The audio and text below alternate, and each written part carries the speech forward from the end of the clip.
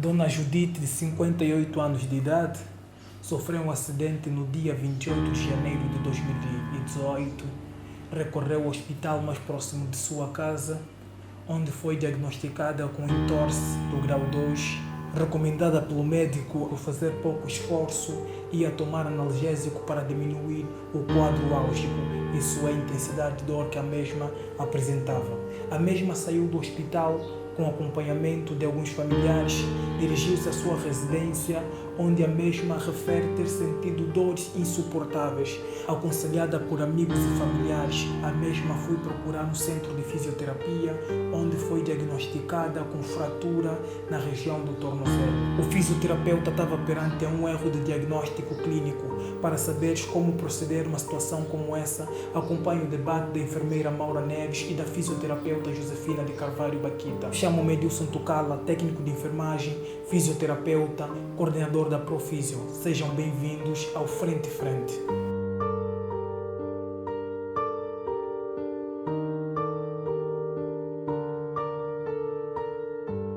Saudações a todos, eu sou a enfermeira Maura Neves e eu a terapeuta Josefina de Carvalho. O nosso tema em causa para o debate de hoje é complicações no erro de diagnóstico clínico. É bem sabido que esse erro médico é um defeito na prestação de serviço de saúde e que geralmente causam danos para o paciente. Exatamente, e devemos ter em conta de que o erro no diagnóstico não é só cometido pelos médicos, mas também pelos outros profissionais da área de saúde, como o enfermeiro, o terapeuta e outros profissionais. Sim, e normalmente o erro, ou seja, o diagnóstico clínico é bem diferente do diagnóstico de outras áreas de saúde. O diagnóstico clínico é dado como reconhecimento exato de uma doença. Já para a minha área de enfermagem, o diagnóstico de enfermagem está relacionado com os sinais e sintomas da doença que o mesmo paciente pode apresentar. Ok. Na fisioterapia, o diagnóstico é conhecido como diagnóstico funcional. E esse mesmo diagnóstico tende a não identificar a doença como sendo só uma patologia básica, mas sim no reconhecimento de sinais e sintomas relacionados a comportamentos motores e limitações funcionais do paciente. Evidentemente, a área de saúde é uma das áreas mais complexas que existem. Por isso, devemos ter bastante cuidado desde a nossa formação acadêmica, saber como devemos prevenir, ou seja, erradicar esses mesmos erros ou falhas.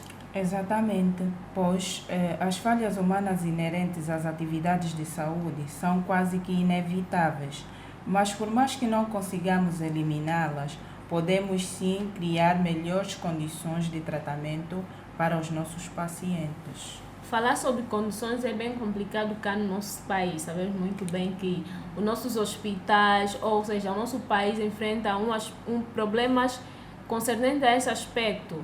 E normalmente esses problemas encontramos em todo lugar do mundo.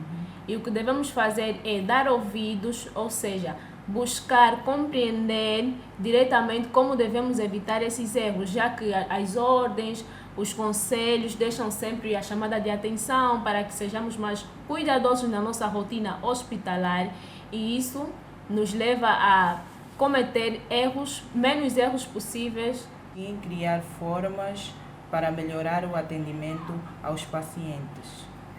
E será que no nosso hospital existem condições necessárias para esse melhoramento de serviços? Não, nós não temos a meu ver, eu acho que não, nós não temos essas condições necessárias para se melhorar isso. Pois os erros nos nossos hospitais, eu penso que começam pela recepção e terminam a partir mesmo dos próprios profissionais. E esses erros são bastante frequentes, tanto que eu ainda acho que existem fatores que influenciam para esses erros, como a falta de imperícia, a negligência, a imprudência, são bastante presentes nos nossos hospitais. Devido a esses fatores, existem causas que podem levar aos erros no diagnóstico clínico, como a falta de manutenção dos aparelhos utilizados na saúde. Essa mesma falha pode ocasionar um erro nos resultados dos exames e, consequentemente, ter um erro no diagnóstico clínico. Outra causa dos mesmos erros é a falta de colaboração e comunicação entre os profissionais de saúde. É óbvio, não é, que o paciente, quando vai ao hospital, muitas vezes ele não é atendido por um único profissional, ele é atendido por vários profissionais, ou seja, por uma equipe multidisciplinar. Então, é necessário que essa mesma equipa esteja em concordância, pois o paciente não é nenhum objeto, não é nenhum brinquedo, que cada um desses mesmos profissionais, sendo cada um deles de áreas diferentes, eles não podem chegar na minha área de fisioterapia, faz isso e do nada eu seguro no paciente, faço isso, sem antes entrar em contato com o médico ou o profissional, ou não pegar mesmo no prontuário do paciente e do nada, como eu sou fisioterapeuta, eu acho que essa perna está assim e devo fazer isso e aquilo, sem antes ter falado com os outros, sem antes procurar saber o que na verdade acontece com esse paciente, sem procurar dados sobre o mesmo. Então essa também é uma das causas, a falta de comunicação e interação entre os profissionais de saúde. E também acho que essa causa de comunicação não tem a ver diretamente com a comunicação verbal. Tanto que a comunicação escrita também é muito prejudicada diante de uma equipe hospitalar. Por exemplo, existem erros que estão diretamente relacionados ao processo do paciente. E normalmente quando alguém faz a recolha de dados, se não fizer bem essa recolha de dados, pode então levar ao desencadeamento de um erro no diagnóstico. Tanto que também o próprio paciente pode causar um erro no diagnóstico clínico por omissão de informações. Bem, diante da falta de comunicação, não só verbal, também temos a comunicação por escrita. Existem situações em que os profissionais não descrevem, ou seja, não prescrevem diretamente os procedimentos feitos ou os procedimentos que serão feitos a um paciente, e isso leva a um erro de diagnóstico também. Exatamente. E temos também uma outra causa que é diretamente no paciente. Existe então uma outra causa que vem diretamente do paciente. Posso dar um exemplo que existem casos que, quando fizemos a recolha de dados, o paciente não nos dá todas as informações. E essa omissão pode então nos levar a um erro médico. Não digo de diagnóstico, mas sim a um erro médico, porque através desse erro médico pode adver outras complicações ou consequências. Uma causa bem frequente, digo diretamente, que está relacionada com a situação cá do nosso país, que é a demanda elevada de paciente. E pode-se dar o caso que o profissional esteja com tanta demanda que, por falta de atenção, ele consiga ler, ou seja, descrever diretamente o diagnóstico apresentado pelos resultados de exame. E visto que ele erra nesse diagnóstico, pode então trazer outras complicações por não ser o diagnóstico exato que está lá no resultado dos exames. É verdade. E além disso, não é? Uma das outras causas é a pouca retroalimentação aos profissionais de saúde. Bom, falando ainda, né, da demanda em que há no nosso país, no que concerne aos hospitais, os profissionais de saúde, no caso da retroalimentação, tem a ver com o fator salário. Muitas vezes o que leva também aos erros no diagnóstico é essa questão da pouca retroalimentação.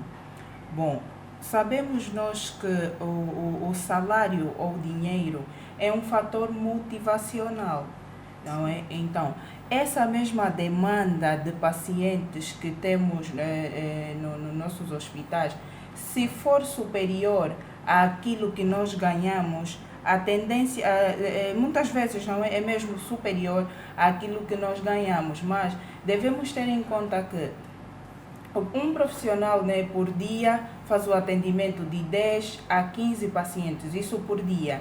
Se eu fazer uma estimativa em 30 dias, ele atende muitos e muitos pacientes. Sim. Só ao final do dia, tratando 15 a 10 pacientes, é muito cansativo. E no final do mês, a retroalimentação do profissional não é suficiente, se posso assim dizer, com relação ao trabalho que ele faz. O profissional tende a definhar, né, se posso assim dizer, tende a definhar, e ele não vai fazer o tratamento, o atendimento com amor. Ele pura e simplesmente só vai fazer porque acha que tem que fazer e não vai trabalhar com vontade. O fator dinheiro, o fator salário é mesmo um fator motivacional. Tudo bem que devemos velar, né, pela questão humanização.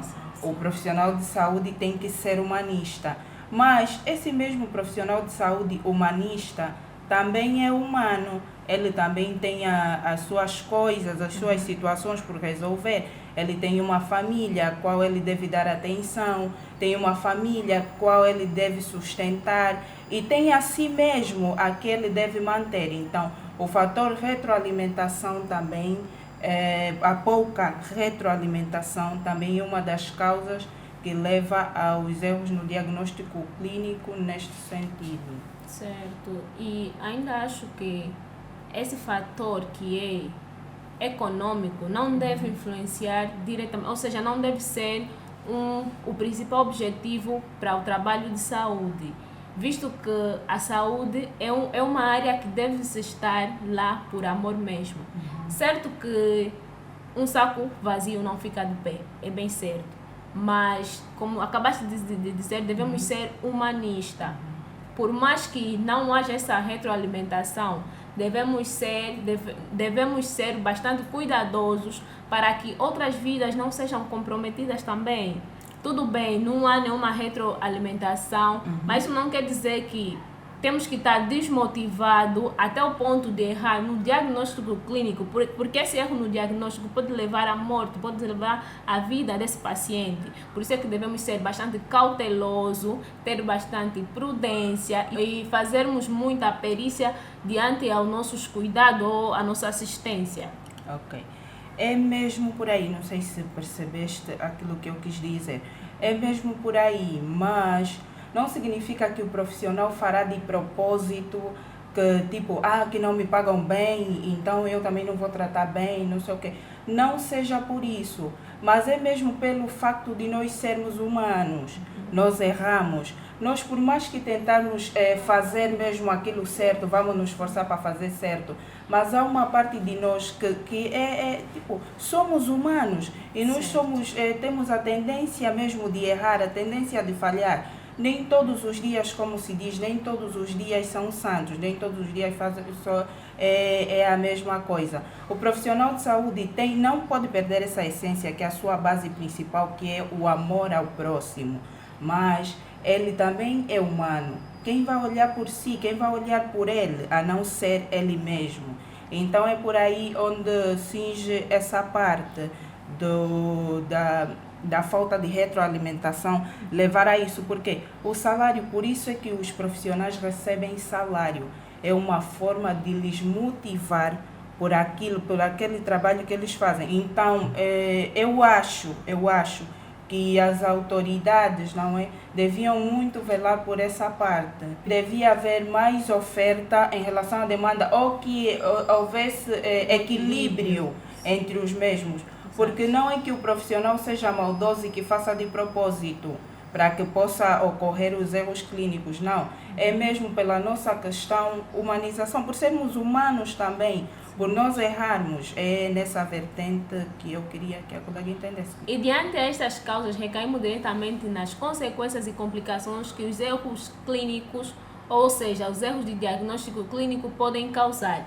Falando diretamente de uma das consequências, eu falo mesmo da morte, porque quando se dá um diagnóstico errado e o paciente vai fazer a medicação de uma doença que não tem, e esse medicamento pode provocar alterações no organismo que podem levar à morte desse mesmo paciente. E falando também das complicações, é evidente, não é, que se a investigação nos leva a um rumo incorreto, o resultado será errado e o tratamento será inadequado. Exato. Então, mediante a isso, as complicações nos erros de diagnóstico são várias, como o agravamento da situação clínica, não detetada no caso, o surgimento de outras patologias, o surgimento de outras doenças oportunistas, atraso na recuperação do paciente. Diante de um erro médico, é evidente que todo profissional, antes de entrar em contato com o seu paciente ou com o paciente, deve fazer uma reavaliação, pois nós, os profissionais de saúde, também somos seres humanos e estamos sujeitos a erros. Então, para que se evite isso, é necessário que, ao entrarmos em contato com o paciente, nós façamos uma nova avaliação. Ao detectar um erro no diagnóstico, eu pararia com o procedimento, não é? E procuraria conversar com o profissional, ou neste caso com o médico, para que seja feita uma nova avaliação do paciente. E na vossa área de enfermagem, como é que funciona? Não funciona totalmente diferente como a vossa área. Sim, depois de nós entrarmos em contato com o paciente, devemos fazer a reavaliação? Sim, devemos. Mas sabemos que diante a todo esse procedimento, para a enfermagem, nós avaliamos os sinais e sintomas que têm a ver com a doença. E se por acaso notarmos que um dos sinais ou sintomas não fazem parte da doença, aí podemos ter uma suspeita de erro de diagnóstico. Mas depois de nós apurarmos toda essa incerteza e conotarmos que existe sim um erro de diagnóstico, devemos parar com o procedimento e manter contato, ou seja, ir ter com o médico que fez toda a avaliação e determinou o diagnóstico deste mesmo paciente. Por isso é muito importante que sejamos visionários na nossa área, para que nada seja descuidado e provocar danos para o paciente, visto que esses danos podem muito bem afetar-nos, nós como profissionais também. Exatamente. Por isso, devemos ter mais atenção aos equipamentos de diagnóstico, a fim de evitarmos erro nos resultados. Devemos também melhorar as condições de trabalho e de salário dos profissionais. E algo bastante importante que não devemos esquecer é o trabalho em equipe. Porque muitas das vezes os erros de diagnóstico partem de uma equipe, por não haver compreensão entre elas, por não haver concordância também. Por isso é que é muito importante trabalharmos em equipe e termos uma boa relação. Contudo, pessoal, muito obrigada por assistirem até aqui o vídeo e peço que ajudem-nos a crescer dando like e se inscrevendo no nosso canal, que assim poderemos trazer mais conteúdo para vocês. Muito obrigada.